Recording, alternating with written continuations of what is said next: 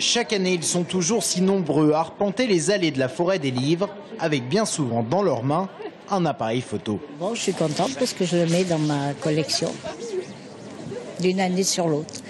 Ce salon de Chanceau, c'était un rêve depuis longtemps, quoi. Depuis une vingtaine d'années, je me dis il faut que je vienne, il faut que je vienne. Et là, c'était enfin possible. Jacques Weber, PPDA, Agnès Soral, Frédéric Mitterrand, Éric Emmanuel Schmitt ou encore Philippe de Sertine ou Jacques Séguéla, des têtes d'affiche scrutées et pour qui on se bouscule. Contraste saisissant avec les stands des écrivains moins connus. Alors dans ces salons littéraires, l'aspect people prime-t-il sur la littérature ? Il y a réellement quelque chose de l'ordre de la curiosité littéraire qui est tout à fait respectable. Puis il y en a qui n'achètent pas le livre et qui ont juste envie de discuter, d'échanger 3 mots ou de faire une photo. Mais ça fait partie des règles du jeu, franchement. Mais il faut quand même savoir aussi que le Salon du Livre, c'est une exception culturelle française. Une exception culturelle qui attire du monde et qui profite quand même aux écrivains en quête de notoriété.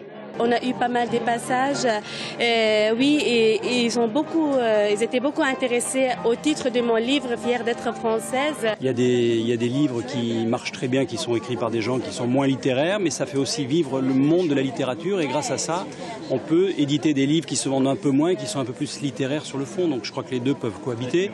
En 2005, la journaliste Natacha Polony était présente à Chanceau-Préloche pour son premier livre. Aujourd'hui, elle est un personnage public. Quand j'étais ici en 2005, c'était aussi par ordre alphabétique. J'avais aussi Patrick Poivre d'Arvor et Pierre Perret autour de moi. Et j'ai pas vendu un livre parce qu'évidemment les foules venaient pour eux. Mais c'est pas grave.